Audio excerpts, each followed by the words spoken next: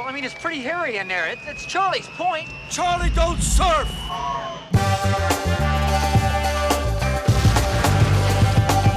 The extremely long production of Apocalypse Now would begin with Francis Ford Coppola taking on the most complex sequence in the movie, and quite possibly one of the most complex sequences ever committed to film, the Valkyrie sequence. Colonel Kilgore's men invade a North Vietnamese village, to both escort Willard and the crew to the mouth of the river leading to Kurtz, and to surf. Okay, fellas, quit hiding! Come on! We are going to try and pull back the curtain and look at the story behind the making of this sequence, and all of the massive problems that arose during its filming. Germany. With extreme prejudice. Are you an assassin? A soldier? The bugler at the beginning of the Valkyrie sequence was a late addition to the movie, and was most likely added in mid-December of 1976 during reshoots. Coppola wanted to add in the bugler because he was a quote-unquote band guy, saying, "I played the band at school, and any possible way I can get a musical instrument into a movie, I will." I'm not sure what instrument he played, but his father was famous for playing the flute. I kind of wonder if it was a saxophone. The music here was inspired by Isao Tomita's Snowflakes Are Dancing album of synth music, which you can hear has a very strange avant-garde sound similar to what we hear in this section and other parts of the movie.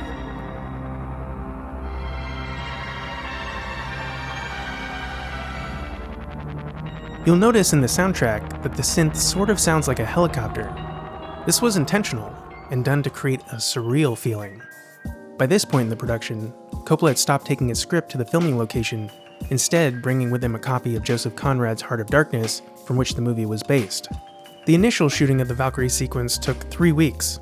Looking at the production timeline for this section of the movie, we can see that they started shooting in early April, fired Harvey Keitel in mid-April, replaced Keitel with Martin Sheen at the end of April, filmed the napalm explosion in early May, and did reshoots with Robert Duvall in mid-December. The Valkyrie sequence would be the movie's biggest and perhaps most memorable sequence, and Coppola knew it. In the margins of John Milius's draft of the screenplay, Coppola wrote, "Great, fantastic. This must be an incredible production, on the scale of Lawrence of Arabia. Fire and wind and water. Designed this battle with Dean Tavoularis. It must be fantastic." Production designer Dean Tavoularis drew up the storyboards in meetings with Coppola in America, without cinematographer Vittorio Storaro, and then they got Storaro's ideas later and put them in. When Storaro arrived in the Philippines, Coppola showed him some color sketches of the sequence, which he actually filmed in CinemaScope, edited with music to make a sort of animatic of the scene. Tavoularis said, "If you talk to Storaro about an idea that you think is pretty crazy, if he likes it, he'll take it and make it even more elaborate and daring." Francis was always reminds me. This is Vittorio. Remember, this is not just a documentary about Vietnam War. This is a main show, in the sense that wherever America goes, they make a big show on everything. They make a big event. They make a big show about lights, music, even the idea to put Wagner on during the battle sequence is part of the show. It's part of the opera. It's part of the major fantasy that American people has. An integral part of this big show would be the helicopters, and as far back as the earliest discussions on Apocalypse Now was the importance of using helicopters to tell the story. In an interview, editor Walter Murch said, "There was a lot of discussion between George Lucas and me, and between us and John Milius, who was writing the script, that what made Vietnam different and unique was that it was a helicopter war. Helicopters occupied the same place in this war that the cavalry used to. The last time the cavalry was used was in World War I, which demonstrated that it didn't work anymore. In World War II, there was no cavalry. Then we got the cavalry back, with helicopters, to a certain extent in the Korean War, and really got it back in the Vietnam War. The helicopters were the horses of the sky. The whole Valkyrie idea came out of that discussion. And of course, we thought of the 4 horsemen of the apocalypse. The cavalry horseman apocalypse thing was bred in the bones of the project." We'll talk more in depth about Walter Murch's editing during a post-production episode, but I've laid out the shots of the sequence leading up to the schoolhouse landing to provide a better understanding of how the sequence was constructed. It's part of this episode's companion PDF, which you can get for just $1 and support the series. In the later years of the Vietnam War, helicopter missions became especially dangerous. The enemy's anti-aircraft fire was improving, and helicopters were vulnerable birds. The men who flew them were something special. During pre-production, they approached the Valkyrie sequence first because of the complex logistics involved. Since the United States Department of Defense had refused to lend helicopters to the production unless the script was changed to make the US look better, the production made a deal with Philippine President Ferdinand Marcos, who had been given American-made helicopters to fight the Viet Cong, but they weren't sure how long they were going to be able to use them. We talked a bit about this in a previous episode. Producer Gray Fredrickson had spent 3 weeks in the Philippines during pre-production trying to get access to the helicopters and was stuck in all the bureaucracy involved, being sent to the Minister of Tourism and then to the Minister of Defense, and around and around. As you might remember, they only got help from Marcos after Fredrickson ran into an old friend named Giovanni Volpe, who was about to have dinner with Marcos. But what's funny is that Fredrickson met Volpe and some other wealthy movers and shakers through his roommate at school in Switzerland, who happened to be a Russian prince. Water skiing was just starting to take off in Europe, and Fredrickson had been a water skiing instructor, and wowed them all with his tricks, and they all loved him for it. So when Volpe ran into Fredrickson in the Philippines and invited him to dinner at Marcos' house, Volpe mentioned the helicopter problem to Marcos, and Marcos had his guys call Fredrickson, telling him that they'll give him whatever he needed. Coppola and Storaro figured that by doing the Valkyrie sequence early on, if anything happened later, they would at least have the biggest sequence in the can. Storaro also said that by doing such a huge sequence first, the movie would reveal to them the level they would need to perform at for the rest of the production. Second unit director Stephen Burham would be tasked with directing all the shots from the air that didn't include helicopter interiors. Early on in the production, Coppola had called Burham into his office to discuss the sequence, and when Burham asked him who was going to direct the aerial footage, Coppola replied, "You will." Production on the Valkyrie sequence began at the start of April in 1976, and the first 2 weeks required heavy use of the helicopters. The Philippines had only 24 Hueys, and Coppola wanted 15 of them for the sequence. Huey was the nickname for the Bell UH-1 Iroquois line of helicopters. According to R&R Connor, 7,013 Hueys were used in the Vietnam War. The problem was that hardly any of the helicopters actually flew, so the production had to get mechanics and parts flown in from Bell Helicopter in Fort Worth, Texas. Fredrickson said that they got the whole Philippine Air Force up and running. The Philippines were in the middle of a communist insurgency in the south, and what's crazy is that every day the production would paint US Army decals on the Hueys, and every night the Philippine Air Force painted over those decals with their own decals and sent them to the south to fight the rebels. As Air Cav helicopters fly to the village, the widest shots show 8 Hueys and 6 of the smaller Hughes 500s, known as Loaches. Kilgore, more preoccupied with the chance to ask his surfing questions to the great Lance Johnson, has his attention pulled back to the upcoming attack by a voice over the radio. This is Eagle Thrust 7. We've got it spotted. This helicopter pilot was played by the legendary R. Lee Ermey, who you might recognize as Gunnery Sergeant Hartman from Stanley Kubrick's Full Metal Jacket. Ermey was already living in the Philippines during this time, and you can find out more about how he got involved in the production of Apocalypse Now by watching the video I made on him. You can click this card or find a link to it in the description below. Ermey was one of the several Vietnam veterans on the set during the shooting of this sequence. 3 of the veterans worked as technical advisors for the movie, giving advice on things related to the military. These were Colonel Pete Kama, who provided information on special forces during the Vietnam War, Paul Hensler, and Doug Ryan. Aside from the United States Department of Defense refusing to lend the production helicopters and other vehicles, they would also only allow US service members working off the coast of the Philippines and Subic Bay to participate in the production as long as they were unpaid. Walter Murch said, "No matter how neutral a presence, if there is a military presence on the set, Colonel somebody, when you shoot the scenes, it inevitably sets a tone. There was none of that here. In fact, just the opposite. Once the word got out that this film was being made in the Philippines, and that the Army was not cooperating with us, it attracted all of these real-life Captain Willards like a magnet. They were people who had gone missing in action but were still alive and living anonymously on some island in the Philippines, doing bush piloting or beach bombing. They came to this film and hovered around it and said, 'No, here's how it would happen.' So we did have advisors, but an opposite kind of advisor from the ones you'd normally get on a military film, who will naturally give you what the military wants you to put out. I imagine one of their contributions was this moment where a soldier removes his helmet to sit on because, well, You don't get a balls blown off! from fighting in previous air invasions, he knows what can happen when a helicopter is fired on from the ground. And I've always tried to be very available to whatever I hear, whatever I learn. I think being a film director, the most wonderful thing of being a film director is what you learn, because you're so sensitized, you're so hungry to have information that you just search for everything, and then whatever you can receive, if you can make use of, if you can be available to it, you're able to put it right in context of the script. About a mile out from the village, Kilgore has them switch on Wagner's Ride of the Valkyries, or Flight of the Valkyries. Put on Psy War Op. Sing it loud. Psy War Op refers to psychological warfare that would demoralize the enemy into losing all confidence in their chances and retreat, surrender, or defect instead of fighting. The death charge from the previous scene was a psychological warfare tactic actually used by the CIA and Special Forces, but they would leave them in the mouths of the dead. Screenwriter John Milius had written Wagner into his 1969 draft of the screenplay. Coppola loved it and tried to extend the music into most of the sequence.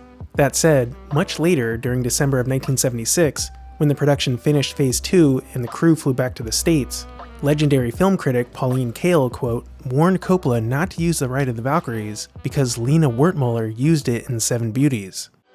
Seven Beauties came out in 1975, and the music is for a sequence where the main character is captured by the Nazis and sent to a concentration camp. But you might also remember the use of Wagner's piece in Fellini's 8½, for the scene where the people are drinking mineral water.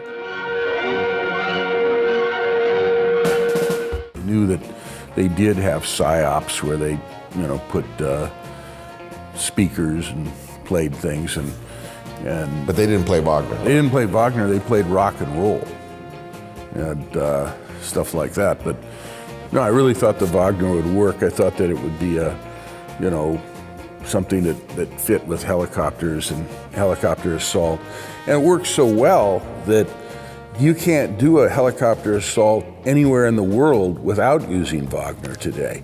That during Desert Storm, when the 101st landed behind the Iraqi lines, they had the helicopters flying over with the Wagner before the other helicopters came, so that everybody could hear the Wagner and run away.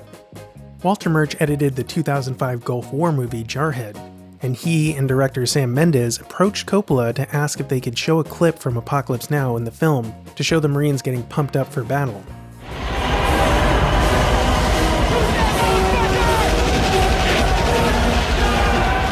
Coppola agreed, but said that Apocalypse Now was meant to be more than that, and that he would feel bad if Apocalypse Now was used as pornography for grunts, noting his realization that an anti-war film can only be done far from the battlefield because fighting and violence is exciting to see. Murch says that the recording of the Ride of the Valkyries that they used was by Sir Georg Solti at the Vienna Philharmonic in 1966, but nearing the end of editing, they realized that they hadn't secured the permission to use it. They sent out a letter asking the copyright holder to use the recording, but they were denied.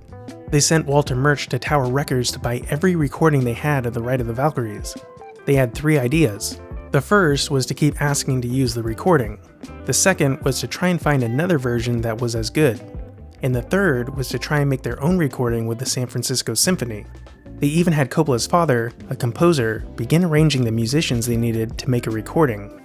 Murch listened to 17 other versions of the piece, but there was an issue in that the tempo of each one was slightly different than the one they edited to. None of them worked except for one, Eric Leinsdorf's recording with the LA Philharmonic, which had been performed only a year earlier in 1977. Murch then made a ton of small tweaks to get the timing just right, but then there was another problem. At the point that Schulte had emphasized the brass, Leinsdorf was emphasizing the strings. And without knowing it, as I had been editing the film, the collusion of brass and a certain colored blue in the ocean, there are a number of shots where you're looking down out of the helicopters at the ocean, and that blue and that brassy sound worked together synergistically to produce something that was, to me, correct and even thrilling.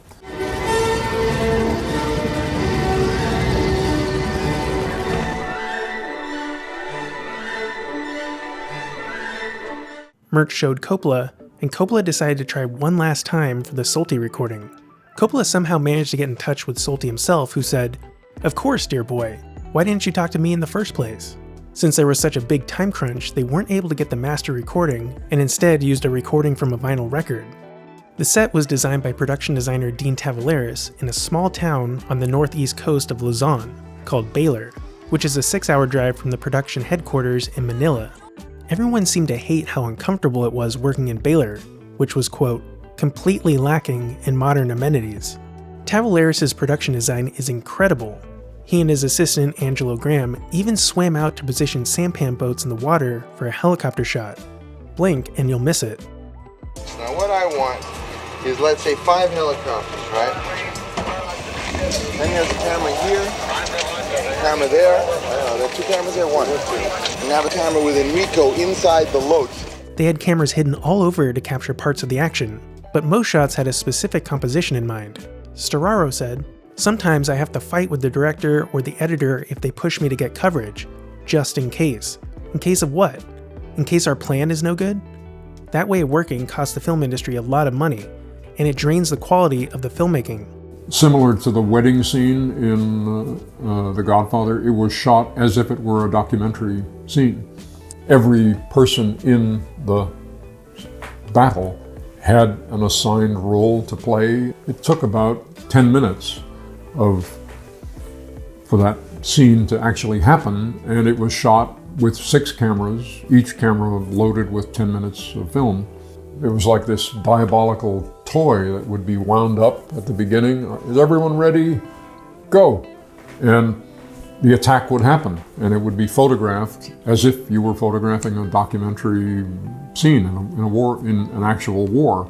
Once the dailies had been looked at, then specific moments were shot not in a documentary style. There was as much film shot for that battle as was shot for the entire English Patient.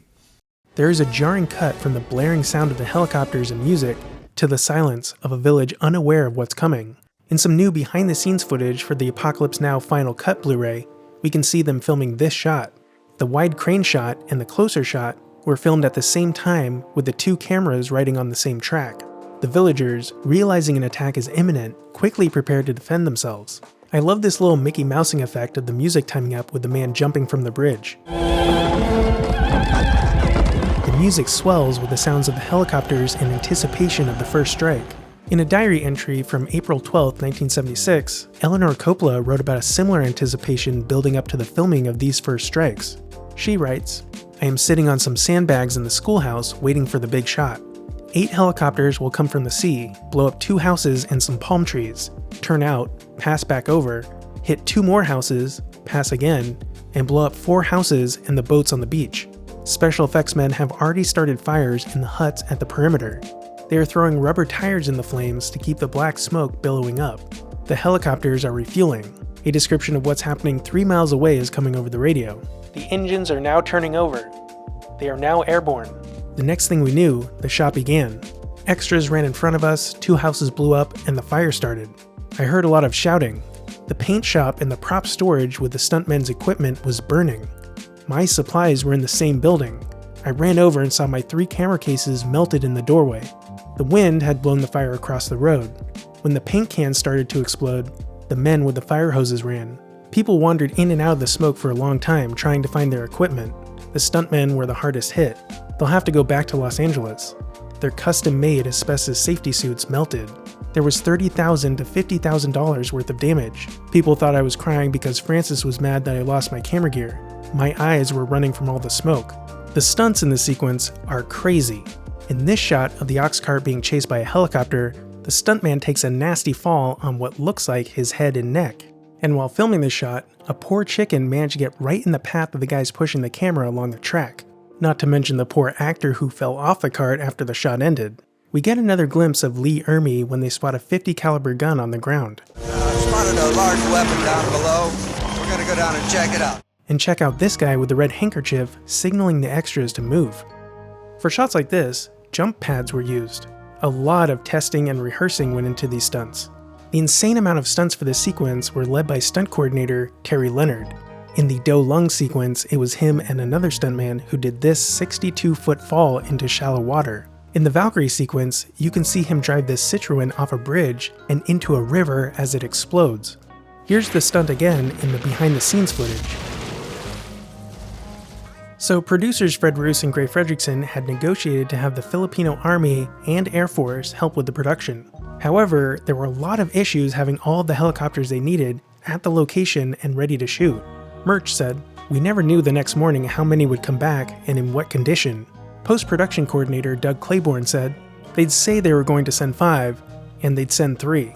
And if that wasn't enough, sometimes the helicopters they did have would be called away to fight the communist rebels in the south, causing production delays." On April 2nd, Eleanor Coppola wrote, "Today, in the middle of the rehearsal for a complicated shot, they were called away to fight the rebels in a civil war about 150 miles to the south." What? You're taking away 5. 5? They said 2. Wait a second, stand by. We just heard they're taking away 5 of our helicopters. Should we do it? You go away.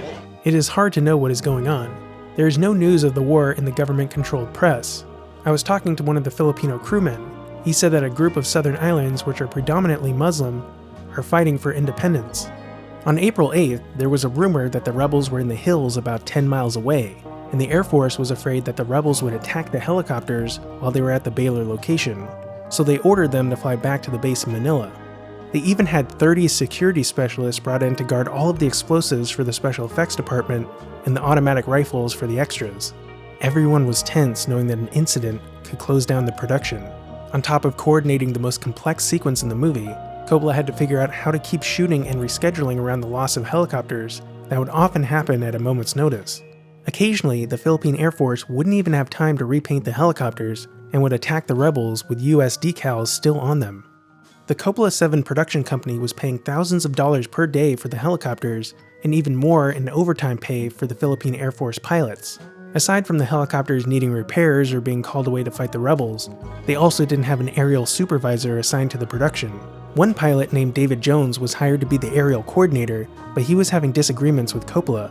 To help out, Coppola assigned one of the military advisors, Dick White, to be the second aerial coordinator. White was, quote, "one of the first Cobra helicopter pilots in Vietnam, and his skill and coolness under pressure inspired the others." White said, "With my helicopters, the boats, and the high morale of the well-trained extras we had, there were 3 or 4 countries we could have taken easily." The problem was with the Philippine Air Force pilots. Every day, the Air Force would send different pilots who hadn't participated in the rehearsals the previous day or didn't understand the directions. They would do shots with thousands of dollars worth of explosions and effects, and the helicopters wouldn't be in the frame, causing the shots to be ruined. Very good. All cameras are cutting! You know, just at the last trip, the third trip, when the Huey came, they passed too high. Every time in Apocalypse you see a scene where there are helicopters, there were another 6 too high because the pilots were afraid to get low in the shot. They would have to spend precious time bringing all of the new pilots up to speed with what was going on. Okay, this is Coppola. All aircraft, all Hornets, all picture aircraft, everyone land in the rice paddies. We'll have a meeting. They had a lot of trouble communicating with the pilots in the air. Coppola said, "I had 15 helicopters in the sky, and no way to tell them that if they didn't fly another 10 feet, they wouldn't be in the picture." And communication with the pilots wasn't the only difficulty. There was the language barrier between Coppola and cinematographer Vittorio Storaro. The last one is the possible, but it's not all the time. It's not exactly the same thing. I think we're going to have to live with that because That's okay. Victorio could not speak English, and I could not speak Italian.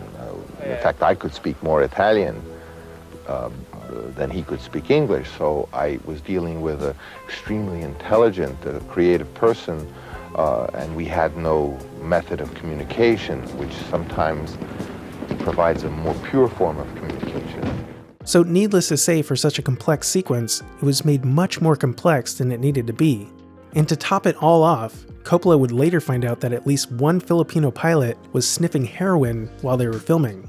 And don't forget, on April 16th, in the middle of shooting this sequence, Coppola made the decision to replace Harvey Keitel as his leading man.